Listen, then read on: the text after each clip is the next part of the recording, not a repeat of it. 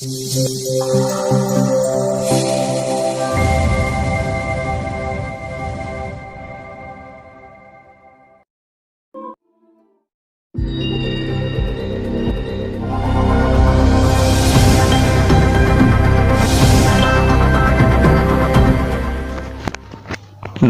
दोस्तों, हमारी online golden test series में मैं जीएस भाटी आपका एक बार पुनः स्वागत करता हूं। जैसा कि दोस्तों इससे पहले भी दो टेस्ट सीरीज हम डाल चुके हैं और दोनों टेस्ट सीरीज में दोस्तों आपका पॉजिटिव रिस्पांस हमें निरंतर मिल रहा है। तो दोस्तों ये पॉजिटिव रिस्पांस आप बनाए रखिए और अपने स्वयं का आकलन अपने द्वारा करते रहिए। तो दोस्तों आज की जो टेस्ट सीरीज है वो स्टार्ट करने वाले हैं। दोस्तों कुछ एक स्टूडेंट्स के कमेंट थे कि सर काफ़ी ज़्यादा समय में काफ़ी कम मीटर आप प्रोवाइड करवा रहे हो। तो दोस्तों मैं आपको बता दूं कि प्रत्येक क्वेश्चन के हम यहाँ पे एक डिस्क्रिप्टिव व्याख्या जो कर रहे हैं उन डिस्क्रिप्टिव व्याख्या में दोस्तों आपको एक ही व्याख्या के अंदर कम से कम 5 से 7 क्वेश्चन है उससे रिलेटेड आपको मिल सकेंगे। साथ ही दोस्तों आपको इस बात का भी अंदाज़ा आप इस बात का अंदाज़ा लगा पाओगे कि किस प्रकार के क्वेश्चन से जो एग्ज़ाम में पुटअप होते हैं या किस प्रकार के क्वेश्चन एग्जाम्स में पूछे जाते हैं। तो दोस्तों हम शुरुआत करते हैं अपने फर्स्ट क्वेश्चन से। फर्स्ट क्वेश्चन जैसा कि डिस्प्ले हो चुका है आपकी मोबाइल स्क्रीन या कंप्यूटर स्क्रीन पे। तो दोस्तों फर्स्ट क्वेश्चन की हम बात कर रहे हैं कि उन पुस्तकों को सही स्थान पर रखने का कार्य जिनको पाठकों के द्वारा अनुचित निदानियों में रख दिया जाता है को जाना जाता है। यानी कि ऐसी पुस्तकें जिनको पाठकों के द्वारा अनुचित यानी कि अलग कुछ गलत निदानियों में रख दिया जाता है, उन रखी हुई पुस्तकों को अगर हम सही स्थान पर रखने का जो कार्य है उस कार्य करने वाले कार्यों को हम क्या कहते हैं या किस नाम से उसको पुकारते हैं। तो ऑप्शन आपके सामने है दोस्तों कि निदानी परिशोधन है, भौतिक सत्यापन है, भंडार से स्थानांतरण है या फिर निदानी नियतन है। तो किस प्रकार के नाम से उसको पुकारा जाता है तो आप कमेंट बॉक्स के माध्यम से कमेंट करके बताइए। साथ ही दोस्तों जो भी नए स्टूडेंट्स से हमारे साथ जुड़े हुए हैं तो वो आराम से इसको देख सकते हैं। कुछ ही देर बाद में मैं इसका आंसर आपको प्रोवाइड करवाने वाला हूँ, तो आप बने रहिए हमारे साथ और देखते रहिए। जैसे कि कुछ एक स्टूडेंट्स के आंसर आ भी रहे हैं दोस्तों, तो इसका जो राइट आंसर होगा दोस्तों वो होगा, इसका सही आंसर की अगर हम बात करें दोस्तों तो सही आंसर क्या होगा, जल्दी से कमेंट बॉक्स के माध्यम से कमेंट कीजिए और जवाब दीजिए इसका कि सही आंसर इसका क्या रहेगा। तो दोस्तों मैं बता दूं आपको कि इसका सही आंसर रहेगा दोस्तों निदानी परिशोधन। दोस्तों इसका सही आंसर क्या होगा, निदानी परिशोधन, जिसको हम इंग्लिश में क्या कह सकते हैं, सेल्फ रेक्टिफिकेशन के नाम से भी इसको जानते हैं। SHELF self rectification, RECTIFICTION self rectification के नाम से भी हम उसको जानते हैं। ठीक है दोस्तों, सेल्फ रेक्टिफिकेशन के नाम से भी जानते हैं। साथ ही दोस्तों बात करेंगे और कि निदानी परिशोधन एक्चुअल में होता क्या है। तो दोस्तों मैं आपको बता दूं कि पाठकों द्वारा पुस्तकों को गलत निदानियों में रख दिया जाता है। यानी कि जो कुछ एक जो अलग जो निदानियाँ होती है उन अलग निदानियों में रख दिया जाता है, जिसे हम गलत निदानियों के नाम से पुकारते हैं। तो इन गलत निदानियों में रख दिया जाता है जिसे पुस्तकालय कर्मचारियों द्वारा अलमारियों पर उनके सही स्थानों पर वापस रखने की जो प्रक्रिया होती है दोस्तों, उस प्रक्रिया को सेल्फ सुधार के रूप में जाना जाता है। यानी कि सेल्फ रेक्टिफिकेशन के नाम से जाना जाता है या फिर निदानी परिशोधन के नाम से जाना जाता है। तो क्लियर है दोस्तों, तो चलते हैं नेक्स्ट क्वेश्चन की ओर। जैसा कि नेक्स्ट क्वेश्चन आपका स्क्रीन पे शो करने वाला है जस्ट, और ये है दोस्तों विश्वविद्यालय पुस्तकालय का वित्तीय स्रोत क्या है। यानी कि जो विश्वविद्यालय पुस्तकालय है उसका वित्तीय स्रोत क्या है, the sources of finance for university libraries. ठीक है दोस्तों, तो आप इसका कमेंट बॉक्स के माध्यम से कमेंट करके बता सकते हैं कि जो विश्वविद्यालय है उसका वित्तीय स्रोत क्या है या उसका फाइनेंशियल जो सोर्सेज है वो क्या है। तो आंसर आपके सामने है दोस्तों। आंसर की बात करूँ तो क्वेश्चन ऑप्शंस आपके सामने दिए गए हैं। यूजीसी अनुदान द्वारा विश्वविद्यालय बजट द्वारा विश्वविद्यालय बजट, यूजीसी से अनुदान और राज्य सरकार से अनुदान, साथ ही दिया गया है राज्य सरकार से अनुदान। तो इनमें से ऐसा कौन सा ऑप्शन है दोस्तों जो इसका राइट आंसर है, आप कमेंट बॉक्स के माध्यम से कमेंट कीजिए और बता दीजिए। तो दोस्तों हम बात करें विश्वविद्यालय पुस्तकालय का वित्तीय स्रोत की, तो वित्तीय स्रोत कौन सा है, आप कमेंट बॉक्स अपना ओपन रखिए और कमेंट बॉक्स के माध्यम से कमेंट करके तुरंत बता दे रही है। दोस्तों इसका जो सही आंसर होगा दोस्तों वो होगा विश्वविद्यालय बजट, विश्वविद्यालय बजट, साथ ही यूजीसी से अनुदान और उसके अलावा राज्य सरकार से प्राप्त अनुदानों द्वारा क्या किया जाता है, विश्वविद्यालय पुस्तकालय का वित्तीय स्रोत प्राप्त किया जाता है। यानी कि विश्वविद्यालय में जो भी वित्तीय फाइनेंशियल जो रिक्वायरमेंट होती है वो इन सब के द्वारा प्राप्त की जा सकती है। ठीक है दोस्तों, इसी के साथ दोस्तों बात करते हैं एक बार विश्वविद्यालय जो फाइनेंशियल सोर्सेज है उनके बारे में। तो दोस्तों बता दूं आपको, विश्वविद्यालय के पुस्तकालय उसके छात्रों, शिक्षकों की जानकारी, अनुसंधान और पाठ्यक्रम की जरूरतों को पूरा करने के लिए क्या किया जाता है, स्थापित किया जाता है। साथ ही बात करेंगे दोस्तों, पुस्तकालय विश्वविद्यालय का क्या एक अभिन्न अंग होता है। ठीक है, पुस्तकालय संबंधित समस्त खर्चों को विश्वविद्यालय अनुदान आयोग द्वारा अनुदान राशि के रूप में दिया जाता है। साथ ही दोस्तों विश्वविद्यालय बजट द्वारा निर्धारित राशि से भी ये जो फाइनेंशियल सोर्सेज है या फाइनेंशियल सोर्सेज के रूप में प्राप्त किया जाता है। साथ ही दोस्तों सरकार द्वारा भी इन अनुदानों का जो है पूरा सहयोग किया जाता है। तो दोस्तों बढ़ते हैं नेक्स्ट क्वेश्चन की ओर। नेक्स्ट क्वेश्चन है दोस्तों, अर्नेट का पूर्ण रूप क्या है, यानी कि अर्नेट का पूर्ण रूप क्या है या फुल फॉर्म जो अर्नेट की है वो क्या है। तो दोस्तों अर्नेट की अगर हम बात करें तो अर्नेट होगा हमारा ERNET। अर्नेट बोले तो एजुकेशन, चार ऑप्शन आपके पास सामने दिए गए हैं दोस्तों। तो अर्नेट का फुल फॉर्म होगा एजुकेशन एंड रिसर्च नेटवर्क। क्या होगा, education EDUCATION, education and research network.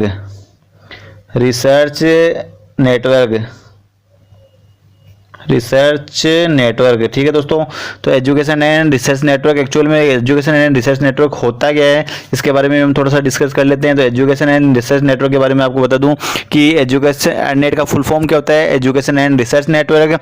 और इसकी जो स्थापना है दोस्तों 7वीं पंचवर्षीय योजना में की गई थी। कब की गई थी इसकी स्थापना, 7वीं पंचवर्षीय योजना में, 7वीं पंचवर्षीय योजना में इसकी स्थापना की गई थी।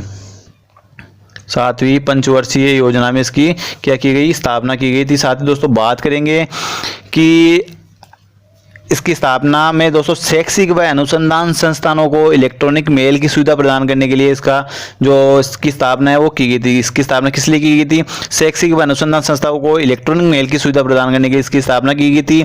और ये अनेक शैक्षिक व अनुसंधान संस्थाओं के द्वारा उपयोग में लाई जाने वाली क्या है, सेवा है और संस्था है। इसका उद्देश्य जो है दोस्तों, इसका उद्देश्य शैक्षणिक एवं अनुसंधान समुदाय के संस्थानों के लिए कंप्यूटर नेटवर्क की क्या स्थापना करना है। किसकी स्थापना करना है दोस्तों, कंप्यूटर नेटवर्क की स्थापना करना है। कंप्यूटर नेटवर्क की स्थापना करना इसका प्रमुख उद्देश्य है। साथ ही दोस्तों बात करेंगे कि यह उपग्रह आधारित विस्तृत क्षेत्र नेटवर्क की स्थापना भी करता है। ठीक है, किस प्रकार की प्रणाली प्रोवाइड करता है, तो उपग्रह पर आधारित विस्तृत क्षेत्रीय नेटवर्क की जो प्रणाली है वो हमें सुविधा जो है प्रोवाइड करवाता है। साथ ही दोस्तों यह वीसेट तकनीक का प्रयोग करता है। ये किस प्रकार की वीसेट तकनीक का ये इस्तेमाल करता है। साथ ही दोस्तों बात करेंगे कि और इसका और क्या कार्य है, तो दूरस्थ स्थानों पर शीघ्र अभिगम हमें प्रदान करता है। अर्नेट की संरचना जो है दोस्तों, अर्नेट की जो संरचना है वो संरचना है दोस्तों टीसीपी और आईपी यानी इंटरनेट प्रोटोकॉल टीसीपी और आईपी पर आधारित है। ठीक है, ट्रांसमिशन कंट्रोल प्रोटोकॉल और आईपी बोले तो इंटरनेट प्रोटोकॉल पर इसकी जो संरचना है वो आधारित है। साथ ही दोस्तों बात करेंगे कि ये दिल्ली, मुंबई, बेंगलोर तथा कोलकाता में यह क्या है, अंतर्राष्ट्रीय गेटवे की भी स्थापना करता है। इसी के साथ दोस्तों बढ़ते हैं नेक्स्ट क्वेश्चन की ओर। नेक्स्ट क्वेश्चन रहेगा दोस्तों हमारा, हाइपरटेक्स्ट शब्द जो है, हाइपरटेक्स्ट शब्द निम्न के द्वारा प्रतिपादित किया गया था। यानी कि हाइपरटेक्स्ट शब्द जो देने वाले व्यक्ति थे उनका नाम क्या था दोस्तों, तो हमें उनका नाम यहाँ पे बताना है। ऑप्शन आपके सामने है, टेड नेल्सन है, एम सिकिंथ है, जॉन ब्राउन है, ट्रेवर बुश है। तो ऑप्शन आपके सामने, हाइपरटेक्स्ट शब्द जो है दोस्तों किसके द्वारा प्रोवाइड करवाया गया था, तो आप कमेंट बॉक्स के माध्यम से बता सकते हैं हाइपरटेक्स्ट शब्द कब और किसके द्वारा प्रोवाइड कराया गया था। दोस्तों तो बता दूं मैं आपको कि हाइपरटेक्स्ट शब्द जो है दोस्तों वो प्रोवाइड करवाया गया था किसके द्वारा, ऑप्शन नंबर आपका फर्स्ट करेक्ट हो जाएगा, टेड नेल्सन द्वारा। टेड नेल्सन द्वारा क्या किया दोस्तों, हाइपरटेक्स्ट शब्द प्रोवाइड करवाया गया था। इसके बारे में हम थोड़ा सा डिस्कस कर लेते हैं कि हाइपर टेक्स्ट शब्द के बारे में दोस्तों। क्या है ये हाइपर टेक्स्ट शब्द एक्चुअल में? तो हाइपर टेक्स्ट वह होता है दोस्तों जो अन्य टेक्स्ट में लिंक को शामिल करता है। ठीक है दोस्तों, हाइपर टेक्स्ट क्या होता है? जो जैसे कि मैंने बताया आपको, यहाँ पे मैंने कोई भी लाइन लिखी, ठीक है, कोई भी वर्ड्स लिखे यहाँ पे, अगर उन वर्ड्स के बीच में अगर मैंने कोई ऐसा टेक्स्ट यहाँ पे आपको प्रोवाइड करवाया और उस टेक्स्ट में क्या है, एक लिंक होता है उस टेक्स्ट में। जैसे ही आप यहाँ पे क्लिक करोगे, क्लिक करने के पश्चात आप किसी और URL पेज पे पहुँच जाओगे। उसी को क्या कहते हैं दोस्तों? हाइपर टेक्स्ट कहते हैं।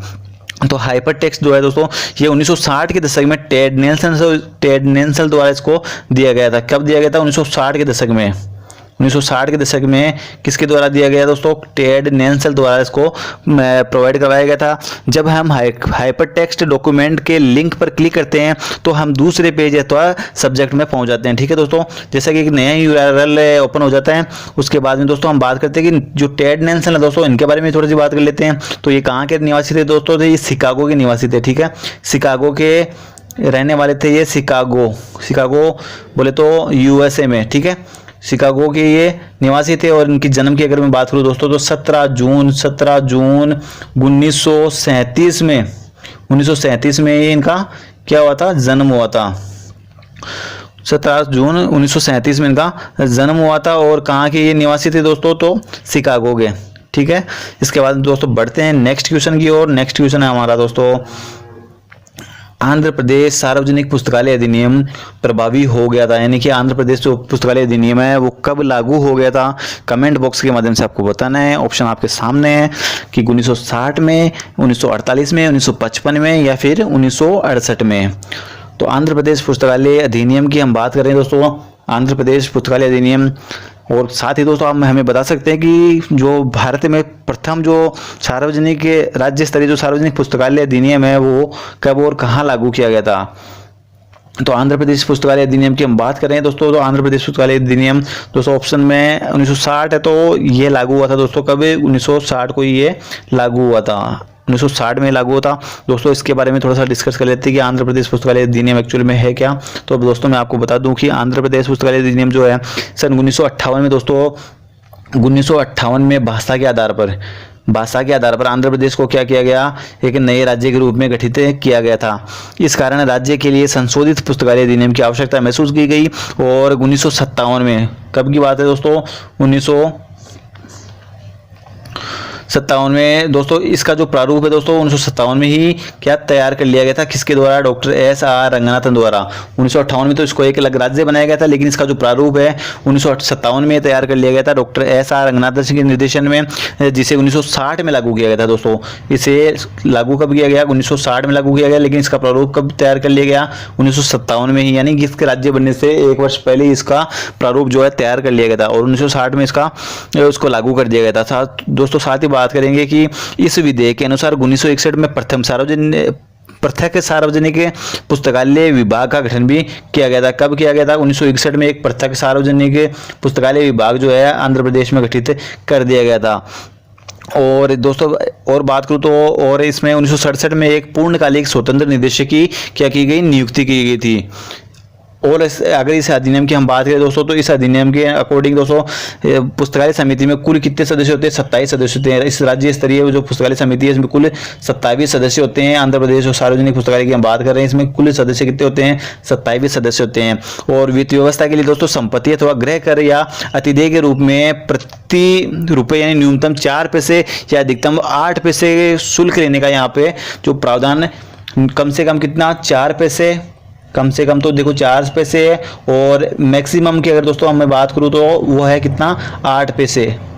8 पैसे यहाँ पे जो टैक्स है उस टैक्स की या उपकर की जो है उपकर का प्रावधान किया गया है। दोस्तों नेक्स्ट क्वेश्चन की हम बात करेंगे कि नेक्स्ट क्वेश्चन कौन सा है हमारा। तो दोस्तों हमारा नेक्स्ट क्वेश्चन रहेगा आज का, परिग्रहण पंजिका में प्रलेखों की प्रविष्टि निम्नलिखित क्रमानुसार की जाती है। यानी कि परिग्रहण पंजिका के बारे में ये बात कर रहा है कि उसमें जो प्रविष्टियाँ होती है, जो एंट्री होती है वो किस अनुसार प्रविष्टि बनाई जाती है। ठीक है दोस्तों, तो ऑप्शन आपके सामने है, पुस्तकालय में प्राप्त तिथि के अकॉर्डिंग या फिर बिल संख्या के अकॉर्डिंग, साथ ही वर्ग संख्या के अकॉर्डिंग या फिर प्रकाशक के अकॉर्डिंग। तो आप जल्दी से कमेंट बॉक्स के माध्यम से कमेंट करके बता सकते हैं कि जो लाइब्रेरी जो एक कैटलॉग कार्ड होता है, उस कैटलॉग कार्ड या परिग्रहण पंजिका की हम बात करें, सॉरी कैटलॉग कार्ड की बात नहीं कर रहे हैं, परिग्रहण पंजिका में जो प्रविष्टियाँ होती है वो किस प्रकार एंट्री उनकी की जाती है। तो दोस्तों इसका सही आंसर रहेगा दोस्तों, पुस्तकालय में प्राप्त तिथि के अकॉर्डिंग एक परिग्रहण पंजिका में क्या किया जाता है, इनको ऐड किया जाता है या फिर इनको प्रविष्ट किया जाता है। साथ ही दोस्तों बात करेंगे परिग्रहण पंजिका के बारे में थोड़ी सी। तो पुस्तकों का दोस्तों बिल एक्चुअल में ये परिग्रहण का जो कार्य है वो कब किया जाता है दोस्तों, तो मैं बता दूं आपको कि पुस्तकों का बिल तथा क्रयादेश से मिलान करने के पश्चात क्या किया जाता है दोस्तों, परिग्रहण कार्य किया जाता है। दोस्तों पुस्तकालय में परिग्रहण कार्य कब किया जाता है, ऐसा क्वेश्चन भी पूछा जाता है कि परिग्रहण कार्य कब किया जाता है, तो बिल व क्रयादेश की जो प्रक्रिया है उस प्रक्रिया को पूरा होने के पश्चात परिग्रहण कार्य किया जाता है। खरीदी गई प्रत्येक पुस्तक को क्रम से दर्ज कर उसे क्रमांक संख्या प्रदान करते हैं। साथ ही दोस्तों हम बात करेंगे जिससे हम क्या करते हैं, परिग्रहण संख्या के नाम से इसको पुकारते हैं या परिग्रहण संख्या के नाम से इसको जानते हैं। परिग्रहण रजिस्टर में सामान्यतः परिग्रहण संख्या, लेखन संख्या, आख्या, संस्करण, स्थान व पता, प्रकाशन की तिथि, साथ ही बात करें खंड संख्या, मूल्य, विक्रेता का नाम व पता, जिल्द, आकार, वाउचर संख्या, दिनांक, क्रमांक, परिग्रहण की तारीख एवं प्रत्यारोहण की तिथि, ये सब क्या इसमें दर्ज की जाती है।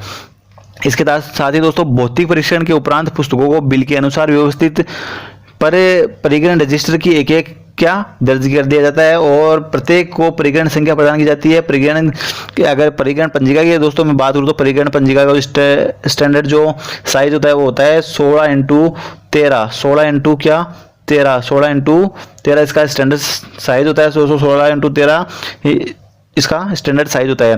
परिग्रहण प्रक्रिया पूरी होने के पश्चात दोस्तों क्रय गई पुस्तकों का भुगतान किया जाता है। ठीक है, परिग्रहण ये भी आपका क्वेश्चन बनता है यहाँ से कि परिग्रहण जो एक्चुअल में पुस्तकों का भुगतान कब किया जाता है, तो जब परिग्रहण की प्रक्रिया कंप्लीट हो जाती है उसके पश्चात दोस्तों पुस्तकों का भुगतान किया जाता है। तो काफ़ी क्वेश्चन यहाँ से बनते हैं दोस्तों। एक बार फिर से बात करूँ मैं इसकी कि परिग्रहण जो रजिस्टर होता है दोस्तों या परिग्रहण की जो प्रक्रिया होती है वो प्रक्रिया कब की जाती है, तो पुस्तकों का बिल व क्रयदेश से मिलान करने के पश्चात परिग्रहण की प्रक्रिया की जाती है। साथ ही दोस्तों परिग्रहण पंजिका स्टैंडर्ड साइज की अगर बात करें तो परिग्रहण पंजिका स्टैंडर्ड साइज 16x13 होता है।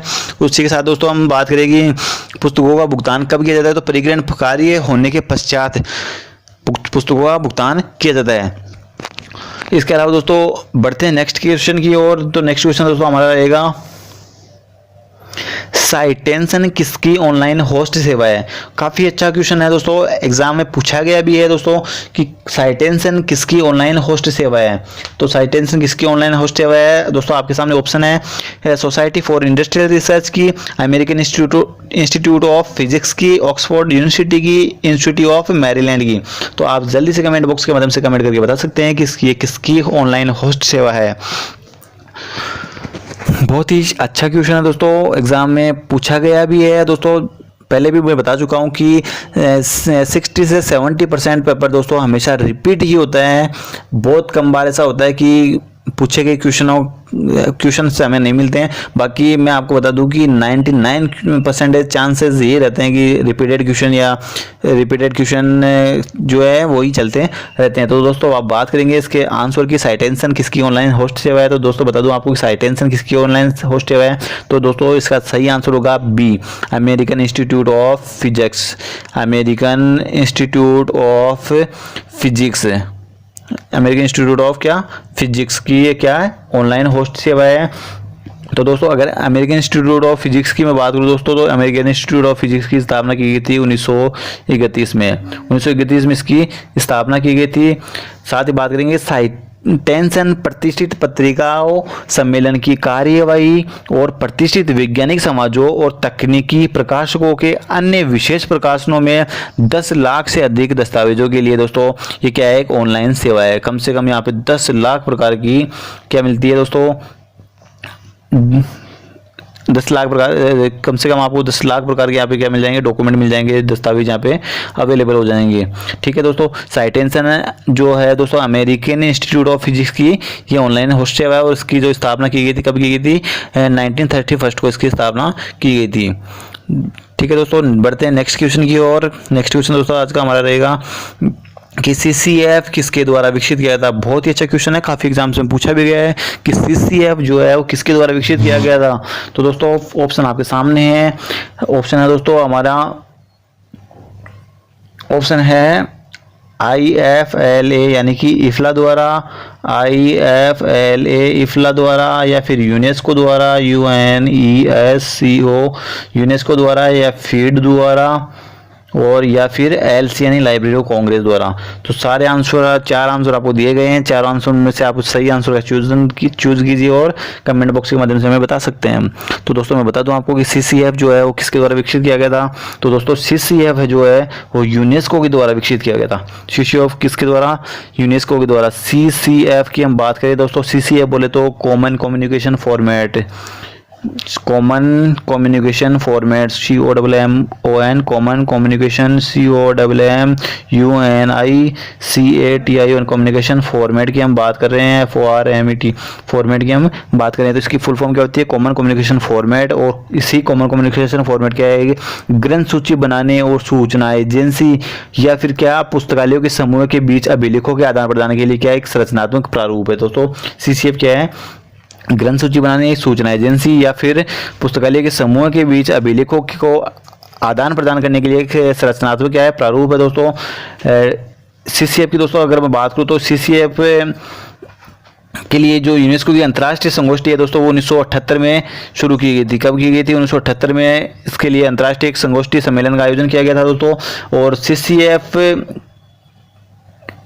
CCF का जो फर्स्ट संस्करण है दोस्तों वो आया था 1984 में। 1984 में फर्स्ट CCF का फर्स्ट संस्करण आया था।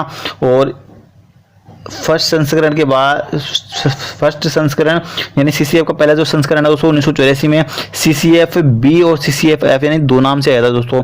CCF-B पहला तो था CCF-B और इसी का दूसरा था दोस्तों CCF-F के नाम से, ठीक है।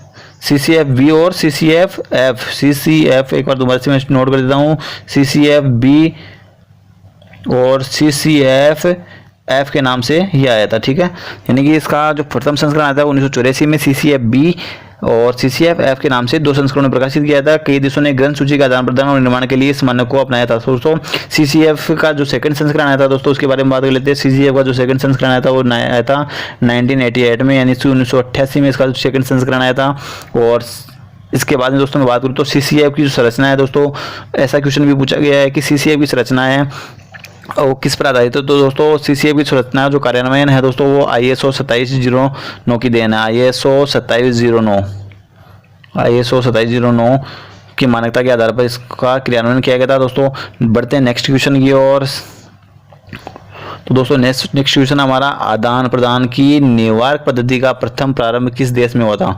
बहुत इंपॉर्टेंट क्वेश्चन है दोस्तों, आदान प्रदान की न्यूयॉर्क पद्धति किस देश से रिलेटेड है या कहाँ इसका उदय हुआ था।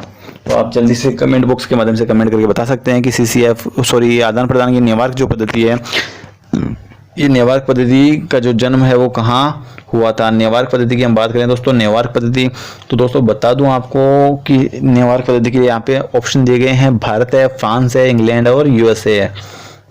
तो जल्दी से आप कमेंट बॉक्स के माध्यम से कमेंट करके बता सकते हैं कि जो न्यूयॉर्क पद्धति है उसका उद्भव कहाँ हुआ था। तो दोस्तों आपको बता दूं कि न्यूयॉर्क पद्धति का उद्भव हुआ था USA में। USA में न्यूयॉर्क पद्धति का उद्भव हुआ था और उद्भव करने वाले जो व्यक्ति थे दोस्तों वो थे जॉन कॉटन डाना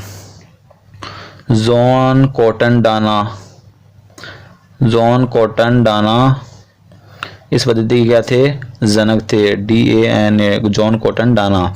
और इस पद्धति का जो उद्भव हुआ था दोस्तों वो हुआ था सन 1900 में। सन 1900 में इस पद्धति का उद्भव हुआ था। कहाँ पे हुआ था दोस्तों, तो USA यानी कि अमेरिका के न्यूयॉर्क लाइब्रेरी के लिए इसका उद्भव हुआ था, न्यू जर्सी में, ठीक है दोस्तों। आगे दोस्तों इसके बारे में हम बात करते हैं। जॉन कॉटन डाना जो थे दोस्तों, इन्हीं के द्वारा दोस्तों जॉन कॉटन डाना ने 1909 में क्या न्यूयॉर्क संग्रहालय की स्थापना भी की थी। 1909 में USA में क्या किया गया था, न्यूयॉर्क संग्रहालय की स्थापना की गई थी। न्यूयॉर्क संग्रहालय जो है, न्यूयॉर्क म्यूजियम जो है उसकी स्थापना भी किसके द्वारा की गई थी दोस्तों, तो वो की गई थी जॉन कॉटन डाना के द्वारा। इसी के साथ दोस्तों बात करेंगे कि न्यू न्यूयॉर्क प्रणाली का जो निर्माण है, न्यूयॉर्क पब्लिक लाइब्रेरी है, यानी कि एनपीएल के लिए हुआ था। न्यूयॉर्क पब्लिक लाइब्रेरी एनपीएल के लिए इसका निर्माण है, इस न्यूयॉर्क पद्धति का निर्माण किया गया था। ये एक द्विपत्रक पद्धति है दोस्तों। क्या है ये? एक द्विपत्रक पद्धति है, यानी 2 कार्ड्स इसमें होते हैं। ठीक है, किस प्रकार की पद्धति है? द्विपत्रक पद्धति है, द्विपत्रक पद्धति है, जिसके लिए दोस्तों इसमें क्या होता है कि आगम के लिए, यानी कि पुस्तक अगर हमें आगम करनी है, लानी है, तो उसके लिए अलग है, अलग कार्ड की व्यवस्था होती है। और अगर हमें पुस्तक किसी को प्रोवाइड करवानी है तो उसके लिए एक अलग कार्ड की व्यवस्था की जाती है। ठीक है, तो इस प्रकार इसमें क्या होते हैं, 2 कार्ड्स होते हैं इसमें, यानी ये द्विपत्रक पद्धति है। साथ ही दोस्तों बात करेंगे निवार चार्जिंग प्रणाली में बोरो कार्ड है, बोरो कार्ड होते हैं। ठीक है, बोरो कार्ड प्रकार के जो कार्ड है उनका इसमें यूज किया जाता है। निवार प्रणाली का दोस्तों जो प्रारंभ में मैं बता चुका हूं आपको कि कब किया गया था, सन 1900 में किया जाता। दोस्तों इसके बारे में अगर आप थोड़ा कुछ और अधिक जानते हैं तो आप कमेंट बॉक्स के माध्यम से कमेंट करके अपना नॉलेज बढ़ा सकते हैं। बढ़ते हैं नेक्स्ट क्वेश्चन की ओर। दोस्तों मैं आपके लिए उन्हीं क्वेश्चंस की व्याख्या और वहीं तक विस्तारित व्याख्या कर रहा हूं जो आपके लिए एग्जाम पॉइंट ऑफ व्यू की दृष्टि से इंपॉर्टेंट है। तो नेक्स्ट क्वेश्चन दोस्तों हमारा, इंटरनेट पब्लिक लाइब्रेरी निम्न के द्वारा प्रदत्त है, यानी कि इंटरनेट पब्लिक लाइब्रेरी जो है वो किसके द्वारा प्रदान की जा रही है? ऑप्शन आपके Drexel University of Technology, Massachusetts University of Technology, साथ ही यूनिवर्सिटी ऑफ मिशिगन। तो आपके सामने ऑप्शन है दोस्तों, आप कमेंट बॉक्स के माध्यम से कमेंट करके बता सकते हैं कि जो इंटरनेट पब्लिक लाइब्रेरी है वो किसके द्वारा प्रदान की जा रही है, किसकी एक सेवा है, ये किसकी एक संस्था है। ठीक है दोस्तों, तो दोस्तों कमेंट बॉक्स के माध्यम से कमेंट करके बता सकते हैं। दोस्तों इसका जो सही आंसर होगा दोस्तों वो होगा कौन सा? ड्रेक्सले यूनिवर्सिटी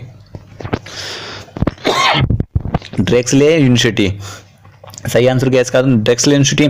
जो इंटरनेट पब्लिक लाइब्रेरी जो है वो क्या है, एक गैर लाभकारी संस्था है जो इंटरनेट पब्लिक लाइब्रेरी है, और ये काफ़ी हद तक दोस्तों कंसोर्टियम द्वारा संचालित वेबसाइट है एक तरीके से। ठीक है, जिसकी अगुवाई ड्रेक्सले यूनिवर्सिटी या ड्रेक्सले जो विश्वविद्यालय है वो करता है।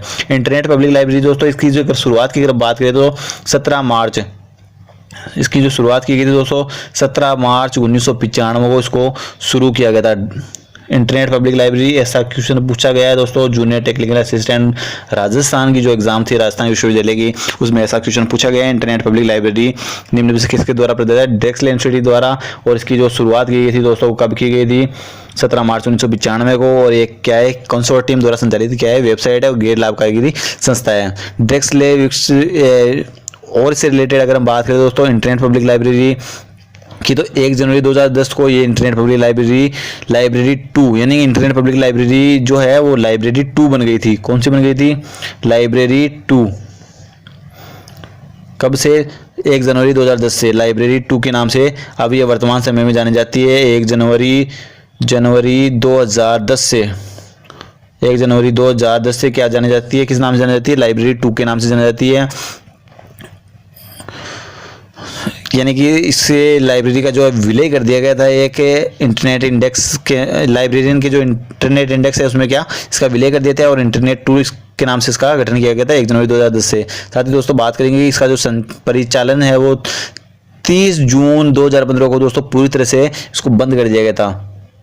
देखिए कब से स्टार्ट हुई थी और कब ये बंद हो गई थी। तो 30 जून दोस्तों 30 जून 2015 को इसे पूरी तरह से बंद कर दिया गया था। एक बार पुनः रिवाइज कर देता हूँ दोस्तों, इंटरनेट पब्लिक लाइब्रेरी जो है एक गैर लाभकारी संस्था है। इंटरनेट पब्लिक लाइब्रेरी क्या है? गैर लाभकारी संस्था है जो किसका एक प्रोग्राम है? ड्रेक्सले यूनिवर्सिटी का एक क्या है? प्रोग्राम है। और ये काफ़ी हद तक क्या है दोस्तों? कंसोर्टियम द्वारा संचालित क्या एक वेबसाइट है, जिसकी अगुवाई जो करता है, करने वाला कौन सा है? ड्रेक्सले यूनिवर्सिटी या ड्रेक्सले विश्वविद्यालय जो है वो करता है। इंटरनेट पब्लिक लाइब्रेरी की दोस्तों स्थापना की अगर हम बात करें तो 17 मार्च 1995 को इसकी स्थापना की गई थी, और 1 जनवरी 2010 को इसको इंटरनेट पब्लिक लाइब्रेरी 2 के नाम से स्थापित किया गया था।